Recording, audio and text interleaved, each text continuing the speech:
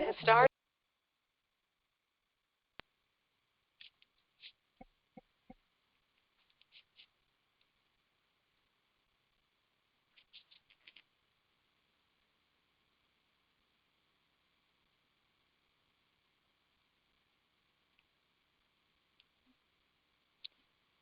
स्वमार्ग मूल निरूपणम, इस ग्रंथ को हमने पिछले सेशन में संपन्न किया था।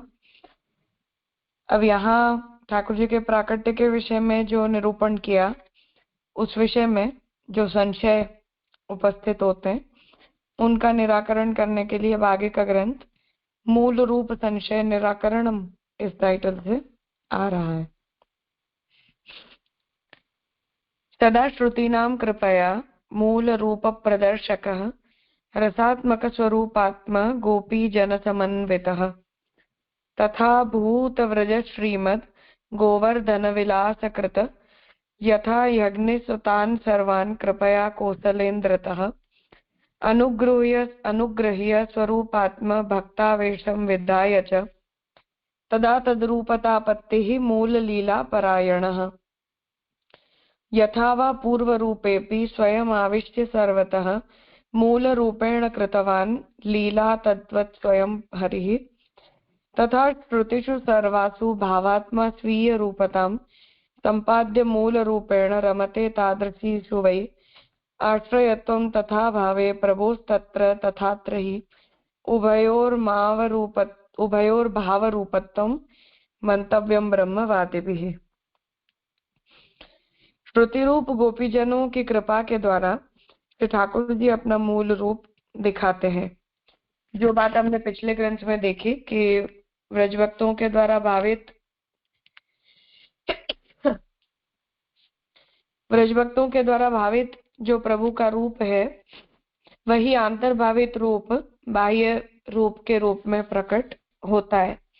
इसलिए हरिराई जी यहाँ ये कह रहे हैं कि वही अपना प्रभु का मूल रूप है जो व्रजभक्तों की कृपा से भगवान प्रदर्शित करते हैं। आप रसात्मक और स्वरूपात्मक श्री गोपीजनों के साथ ही सदा सर्वदा स्थित है। रसात्मक और स्वरूपात्मक व्रज तथा श्री राज्य में आप नित्य विलास कर रहे हैं। प्रथम श्री रामचंद्र जी स्वरूप से अग्निकुमार ऋषियों पर कृपा करने का आपने विचार किया। तो रामचंद्र जी के अवतार के समय वन में जितने भी ऋषि थे, उन्होंने जब भगवान से आपके स्वरूप का दर्शन करने की इच्छा प्रकट की, तब रामचंद्र जी ने उनसे ये कहा कि ये अवतार जो है वो मर्यादा अवतार है, इसलिए अगले श्री कृष्णावतार में जो है वो उन्हें अपने मूल स्वरूप के दर्शन का लाभ देंगे। पश्चात स्वरूपात्मक भाव का उनके हृदय में स्थापन किया। तो भगवान ने, रामचंद्र जी ने जो अवतार प्रदान किया, उस प्रकार का भाव उनके हृदय में जो है वो स्थिर हुआ। तब वे ऋषि रूपा गोपीजन स्वरूप से स्वरूपात्मक हुए और तब वो सभी गोपीजन रूप से स्वरूपात्मक बने। आपके दो स्वरूप हैं, एक उत्तर दलात्मक अर्थात विरह भावात्मक मूल लीला स्वरूप और दूसरा पूर्व दलात्मक संयोग रसात्मक पूर्व रूप। आपका नित्य विहार तो मूल लीला स्वरूप से यानी विरह भावात्मक स्वरूप से ही है। तो भगवान जो है वो ब्रजभक्तों के हृदय में आंतर रूप से विराज के वहीं अपने मूल रूप को प्रकट करते हैं। फिर भी संयोग रसात्मक स्वरूप में विरह भावात्मक स्वरूप से आविष्ट होकर मूल रूप से वैसे ही लीला करते हैं। पर फिर भी जब इस प्रकार के संयोग का अनुभव करने की भक्तों को इच्छा होती है, तो भगवान जो है वो उस प्रकार के अपने स्वरूप को, जो अंतर्भावित रूप होता है, उसे ही बाह्य संयोग प्रदान करने हेतु प्रकट करते हैं। जैसे ऋषि रूपा में वैसे श्रुति रूपा में भी विरह भावात्मक स्वरूप से आप प्रवेश करते हैं। उन श्रुति रूपाओं को स्वरूपात्मक बनाते हैं और उनमें रमण करते हैं। इस प्रकार स्वरूपात्मक बने हुए व्रजभक्त भगवान जब इस प्रकार बनकर रसदान या विहार करते हैं, तब भगवान के आश्रय या आधारभूत हैं। तो स्वरूपात्मक बन के जब वो भगवान की लीलाओं को अपने हृदय में धारण करते, तो वो भगवान का आश्रय अर्थात भगवत लीलाओं के आश्रयभूत बनते हैं। जैसे उस लीला में वैसे भी वहां भी आधेय भूत प्रभु और आधारभूत गोपीजनों के हृदय, इन दोनों की भाव रूपता ब्रह्मवादियों को समझनी है। तो जैसे अक्षर ब्रह्म को भगवान अपना आधार बना के, वैकुंठ रूप बना के स्वयं उसमें आश्रयी भाव से विराजते हैं, उसी तरह गोपीजनों के जो हृदय हैं, जैसा महाप्रभु जी लक्ष्मी सहस्र लीला भी सेव्य मानम कला निधिम, वहां लक्ष्मी जी के हृदय में प्रभु विराज रहे हैं, उसकी भावना महाप्रभु जी ने उस प्रकार से टिप्पणी में श्री गोसाई जी बताते हैं कि हम जैसे जो जीव होते हैं, हम जैसे जीवों के हृदय को वहां लक्ष्मी रूप कहा है और उस शेष रूप कहा है, और उस शेष रूपी हमारे हृदय के ऊपर भगवान विराजते हैं। तो उस तरह ब्रजभक्त भी हृदय में जब भगवान को और भगवान की जितनी भी लीलाओं का वो निरंतर अंतर्भावन करते हैं, उन लीलाओं को जब धारण करते हैं, तो आधारभूत ब्रजभक्तों का हृदय और आदेयभूत भगवान, उस तरह का संबंध यहाँ सोचा है। इन दोनों की भाव रूपता ब्रह्मवादियों को समझनी है। तो भगवान और ब्रजभक्त दोनों का इस प्रकार का जो आदिदैविक स्वरूप है, भावनात्मक स्वरूप है, उसे सभी को समझना चाहिए। मुख्य शक्ति स्वरूपम तु स्त्री भावो हरिरुच्यते, तत्र स्त्रियंशः पराशक्ति भावांश कृष्ण शब्दितः, यथा हि सर्वभावात्मा कृष्णः सापि च तादृशी विशिष्टस्यैव सर्वेषां कृष्णस्य हृदये स्थितः, द्वयोर्मिलितयोर्वाच्यं मन्मथत्वम् अभेदतः, द्विपत्रत्वाद् रसस्यालम्बने द्वैविध्यमुच्यते। मूल स्वरूप के दो दल हैं, एक स्त्री दल और दूसरा भाव दल। स्त्री दल मुख्य शक्ति है और भाव दल प्रभु है। स्त्री दल पराशक्ति है और भाव दल को कृष्ण कहा जाता है। जैसे भाव दल स्वरूप कृष्ण सर्वभावात्मक है, ऐसे स्त्री दल रूप पराशक्ति भी सर्वभावात्मक है। भक्त के हृदय में स्त्री दल युक्त भाव दल प्रभु विराजते हैं। दोनों दल एक में एक होते हैं, तब उस संश्लिष्टता के कारण ये दोनों अलौकिक श्रृंगार रस रूपता प्राप्त करते हैं। परंतु रस द्विदलात्मक होने से आलम्बन स्वरूप श्री कृष्ण और स्वामिनी जी, ऐसे भिन्न प्रकार से उस रस का निरूपण किया जाता है। तो यहाँ उसका प्रकार बता रहे। मूलतः तात्पर्य है कि जब हम अपने हृदय में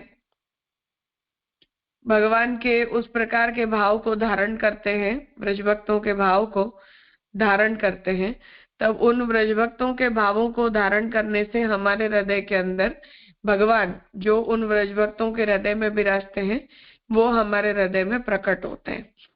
और उस प्रकार का भाव हमारे हृदय में जब प्रकट होता है, तो वो रूप और भगवान ये दोनों यद्यपि एक ही होते हैं भगवान में और शक्ति रूप में, मतलब स्वामी जी रूप जो भगवान का रूप है, उन दोनों में यद्यपि कोई अंतर नहीं है,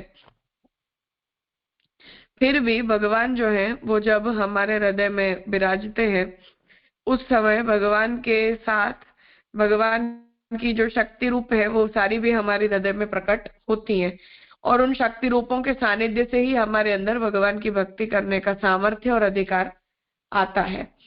तो वो रूप और भगवान ये दोनों वस्तुतः मतलब स्वामी जी मुख्यता से, और फिर स्वामिनी भाव को प्राप्त की हुई ब्रज गोपियां, ये सभी जो है वो मूलतः एक होने के बावजूद भी रस की अनुभूति जो है वो द्वैत भाव का अनुभव होने पर ही हो पाती है।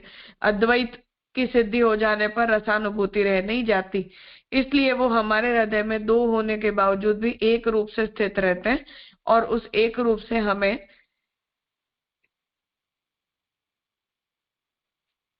भगवान के उस प्रकार के भक्ति रस का जो है वो अनुभव होता है।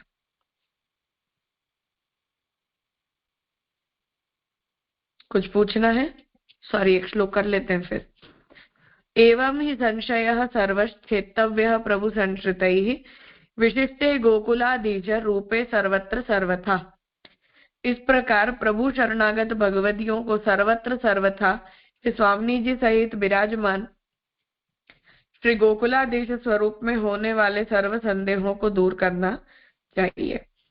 तो अब यहाँ आप आज्ञा कर रहे हैं कि इस तरह जो ये प्रकार यहाँ ठाकुर जी के आविर्भाव का भक्त के हृदय में बताया, उसी प्रकार को ध्यान में रखते हुए भगवान जो है वो ब्रज भक्तों के भावों से हमारे हृदय में विराजे और हमारे भाव का भी अंगीकार उनके भावों की प्रमुखता से करें। उस भाव से हमें प्रभु के स्वरूप का चिंतन करना चाहिए। हाँ हितन भाई।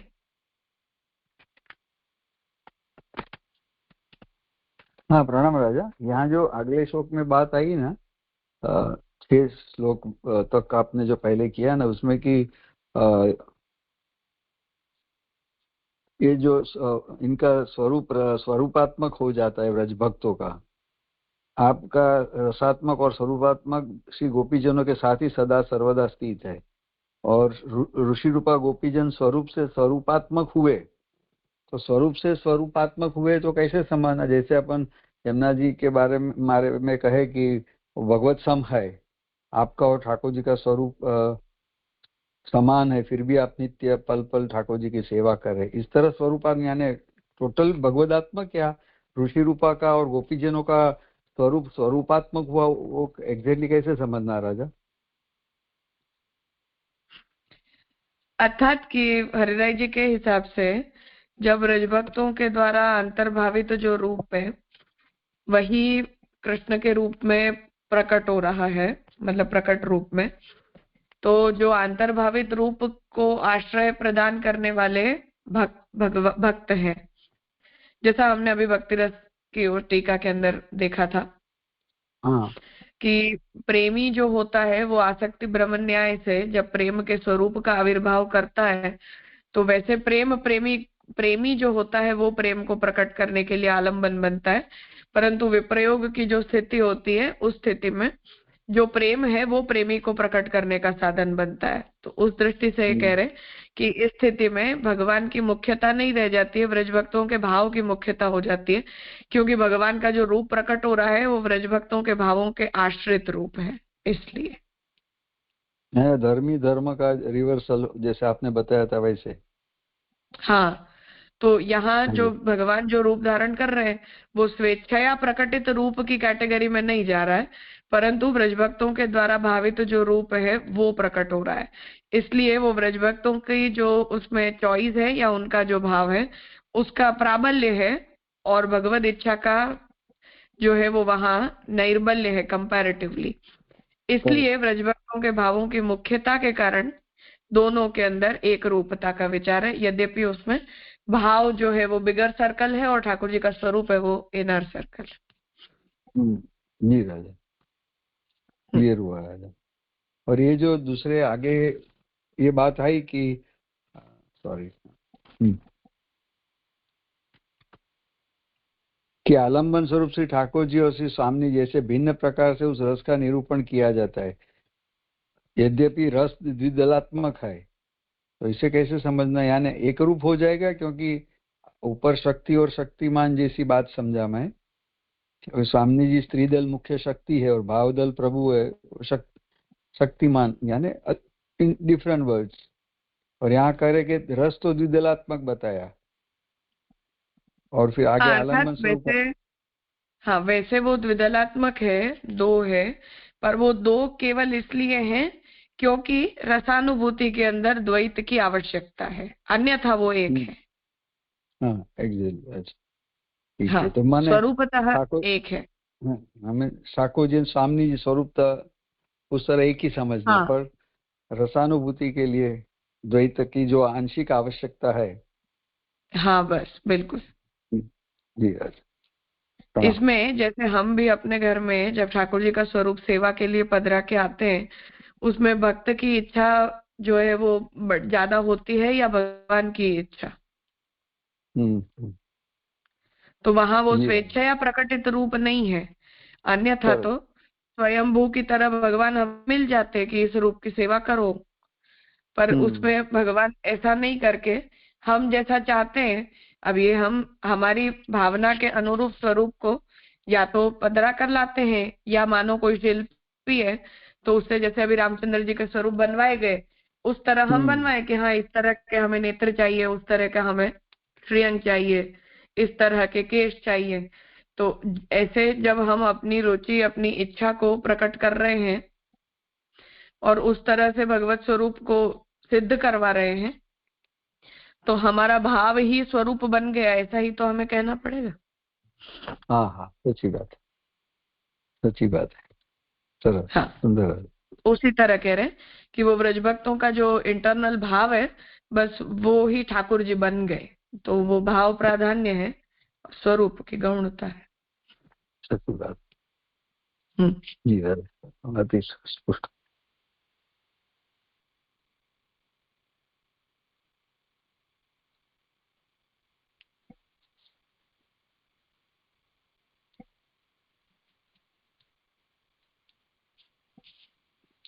ठीक है, आगे का ग्रंथ है श्रीमद् प्रभु प्राकट्य हेतु निर्णय।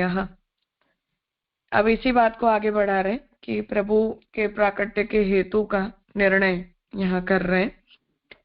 भक्ति मार्गे भगवतः प्राकट्यम फलमुच्यते परमानंद रूपत्वात् तदाविर्भवनम तथा। भक्ति मार्ग में प्रभु का प्रकट होना यही फल कहलाता है।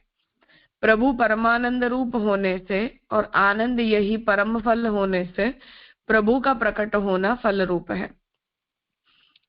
तो भक्ति मार्ग में भगवान जब प्रकट होते हैं तो प्रभु का प्राकट्य होना ही फल है, और भगवान जो है वो आनंद का परम फल है, मतलब अपरिच्छिन्न आनंद, पूर्णानंद रूप है, इसलिए वो फल रूप है। जो अपरिच्छिन्न है इसलिए फल है। तत्र हेतु भक्त दुखम रूप त्रितय के हरे अवतारोपि भक्तानां दुखादेव हरेर्मतः। प्रभु का प्राकट्य होने में हेतु भक्त का दुख होता है। प्रभु के 3 रूपों में भी प्रभु का अवतार भक्तों की तकलीफ के कारण ही होता है। तो भक्त जब प्रभु को प्राप्त करने के लिए दुखी होते हैं या प्रभु को प्राप्त करने का मार्ग नहीं ढूंढ पाते, तब भक्तों के दुख का निवारण करने के लिए ही भगवान का प्राकट्य होता है। भक्तों को अन्य से होने वाले दुख दूर करने के लिए जो रूप प्रभु धारण करते हैं वो एक रूप। तो यहाँ जो भगवान के 3 रूप बताए जा रहे हैं, उन तीनों रूपों को समझा रहे हैं कि एक रूप तो वो होता है जब भक्तों को आसुरी लोग कष्ट देते हैं तो भक्तों की रक्षा के लिए भगवान धारण करते हैं। प्रभु के दर्शन आदि के लिए उत्कट इच्छा जगे और उसे परिपूर्ण करने के लिए प्रभु जो रूप धारण करे। तो दूसरा वो है कि कोई जीव भगवान का दर्शन करना चाहता है और उसकी उत्कट इच्छा उसके हृदय में जगती है, तो उसे भगवान पूरा करने के लिए अपने रूप से प्रकट होते हैं। और सहज स्नेह को लेकर प्रभु संबंधी जो दुख भक्त को होता है, उस दुख को दूर करने के लिए प्रभु जो रूप धारण करे वह तीसरा रूप। तो जब भक्त को प्रभु संबंधी कोई दुख हो तब उसे दूर करने के लिए भगवान रूप धारण करते हैं। भव दुख विनाशये इति अत्रोक्तम प्रभु भी तथा। यह बात श्री महाप्रभु जी ने भव दुख विनाश, प्रभु संसार के दुखों का नाश करने के लिए प्रकट होते हैं, इस प्रसंग में कही है। तो भगवान का ये 3 रूप से प्राकट्य होता है, ये बात महाप्रभु जी ने सुबोधिनी में कही, उसे आप यहाँ उद्धृत कर रहे हैं। यदा अन्य विहितम दुखम भक्तानाम इह जायते तदा असुर विनाशाय अवतरत्यंजसा हरिः। जब भक्तों को कोई अन्य असुरादिकों से दुख होता है तब ऐसे असुरों का संहार करने के लिए तुरंत प्रकट होते हैं। तो असुर का संहार जो है वो प्रयोजन नहीं है, पर असुरों से भक्त को दुख हो रहा है, इसलिए उन असुरों के दुख का निवारण, असुरों को मार के भक्तों के दुख का निवारण करना भगवान के प्राकट्य का प्रयोजन है। कामेन यत्र तद दुखम स्वरूप विषयम मतम आविर्भावो भवेत् तत्र हरेः पूर्ण रसात्मनः। काम से जहां इस प्रकार का दुख प्रभु के स्वरूप को प्राप्त करने के विषय में होता है, वहां ऐसे पूर्ण रस घन प्रभु का प्राकट्य होता है। तो काम शब्द का मतलब यहाँ भक्त की इच्छा। तो भक्त को जब अपनी इंद्रियों के द्वारा भगवत सुख का अनुभव करने की इच्छा होती है, भगवान के दर्शन की इच्छा होती है, या अपने इंद्रियों का भगवत विनियोग करने की प्रबल इच्छा होती है, तब फिर भक्त के भावों को ध्यान में रख के भगवान जो है वो भक्त जो है वो अपनी इंद्रियों के द्वारा भगवत स्वरूप का अनुभव कर पाए, उस भाव से, उस इच्छा से भगवान का जो प्राकट्य है वो अपने रूप से होता है। यत्रैव सहज स्नेहात् दुःखं यतत्र स्वयं हरिः मूल रूपेण करुणः तदर्थम प्रकटो भवेत्। जहाँ सहज स्नेह से दुख हुआ हो, वहाँ करुणा के सागर प्रभु स्वयं ही मूल स्वरूप से प्रकट होते हैं। तो जहाँ हमें सहज स्नेह से दुख होता है, मतलब भक्त को, तो वहाँ भगवान जो है वो अपने मूल स्वरूप से प्रकट होते हैं। मतलब जो अंतर्भावित जो स्वरूप है, वो अंतर्भावित स्वरूप से भक्त को जब संतुष्टि नहीं हो पाती है, तब भगवान बाह्य रूप से उसके सहज स्नेह को पोषित करने के लिए प्रकट होते हैं। यथा ब्रह्माद्यर्थनया देवकी वसुदेवयोः काम्यया श्रुतिरूपाणां सहज स्नेहतो ह्यभूत् अतो भक्तगतम दुःखम प्राकट्ये हेतुरुच्यते। ऊपर 3 प्रकार के प्राकट्य का वर्णन किया। प्रथम का प्राकट्य भक्तों के असुरों से होने वाले दुख दूर करने के लिए।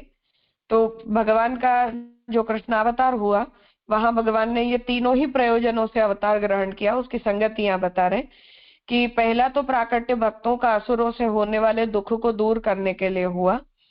वह ब्रह्मादि देवों ने प्रभु निकट जाकर प्रार्थना की, उसके कारण हुआ है। तो ब्रह्मा जी ने, फिर पृथ्वी भी गाय बनके प्रभु के पास आके विनती करती है रक्षा के लिए। तो भक्तों को असुरों से दुख हुआ, तब उसका निवारण करने के लिए भगवान ने प्राकट्य किया। दूसरा, भक्तों की इच्छा परिपूर्ण करने के लिए वह श्री वसुदेव और देवकी जी की जो इच्छा कि हमें प्रभु जैसा पुत्र प्राप्त हो, उसे परिपूर्ण करने के लिए हुआ है।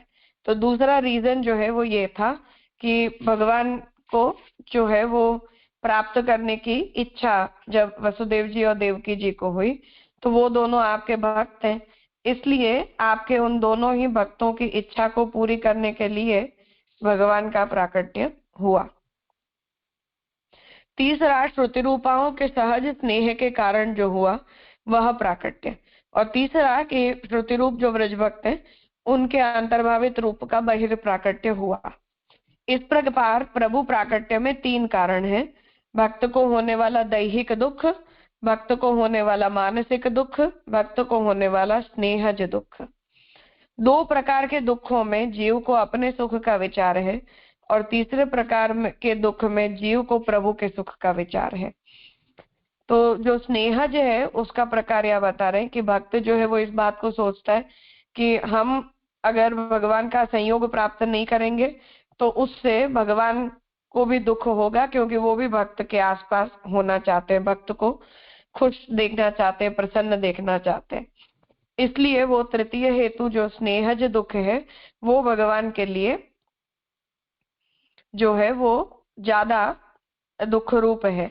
इसलिए 2 प्रकार के जो दुख है वो तो भक्त को अपने संबंध से होते हैं कि हमें भक्ति नहीं करने मिल रही है उस तरह से, और जब भगवान को स्नेहवश भगवान भक्त को प्राप्त करने की इच्छा करते तो अंतर्भावात्मक स्वरूप बहिर्प्राकट्य के रूप में प्रकट हो जाता है। दुःखं तु विरहादेव जायते नान्यथा पुनः विरहोपि तदा दुःख हेतु हृदि यदि स्फुरेत। दुख प्रभु के विरह से होता है, अन्यथा नहीं।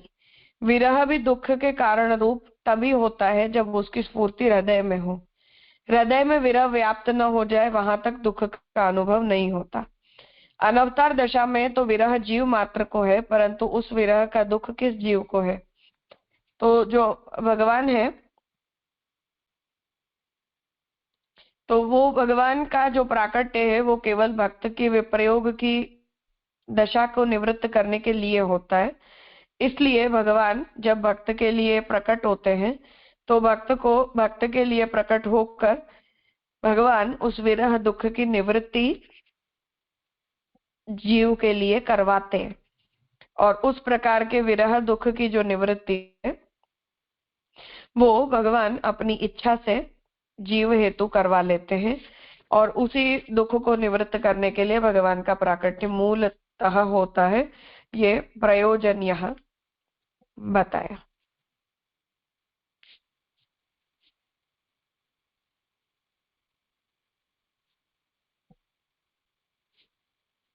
कुछ पूछना है इस विषय में?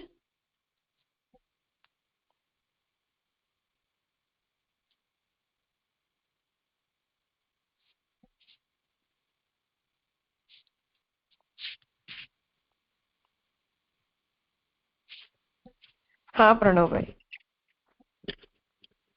प्रणाम दादा जी। पूर्व ग्रंथ के उसमें प्रश्न था वो, ये जो 7वां से लेकर 9वें श्लोक में जो बताया, वहां पर दो पक्ष बता रहे हैं कि स्त्री दल मुख्य शक्ति भी है और पराशक्ति भी है। तो वहां पराशक्ति से क्या समझना है? मतलब राधा रूप। अच्छा, मतलब पर ऐसा कुछ, मतलब एकत्व के अंतर्गत भी प्रभु से भिन्नता वैसे? नहीं, मतलब जो जितने भी व्रज भक्त हैं उनके कॉन्टेक्स्ट में भगवान जो है वो पर रूप है। मतलब लक्ष्मी जी जो है या राधा जी है वो पराशक्ति रूपा है। तो व्रज भक्तों का भी जो अंगीकार है वो व्रज भक्तों के अंदर रहे हुए राधा भाव से होता है, क्योंकि भगवान जो है वो केवल राधा भाव का ही भोग करते हैं। उस संदर्भ में कह रहे हैं। और उनके भाव रूप प्रभु स्वयं है। हाँ बिल्कुल। अच्छा, इसलिए वो मुख्य शक्ति, क्योंकि सबके भाव रूप स्वयं है इसलिए मुख्य है, और प्रभु भी उनके भाव से प्रदत्त हो रहे हैं, या प्रभु ही उनके भाव से प्रकट हो रहे हैं, इसलिए परा भी है। हाँ बिल्कुल। जी रानी। हाँ। राजा, यहाँ 5वें श्लोक में जो बात आई नहीं, यदैव सहज स्नेहात, जहाँ सहज स्नेह से दुख हुआ हो वहां करुणा के सागर प्रभु स्वयं ही मूल स्वरूप से प्रकट होते हैं।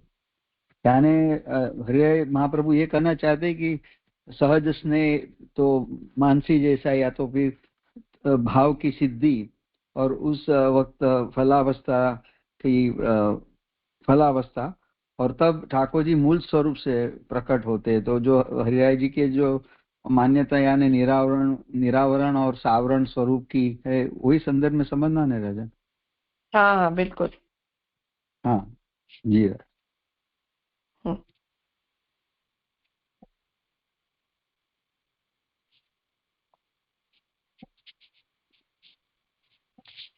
ठीक है, तो आज का विषय यहाँ रखते हैं, आगे कल करेंगे।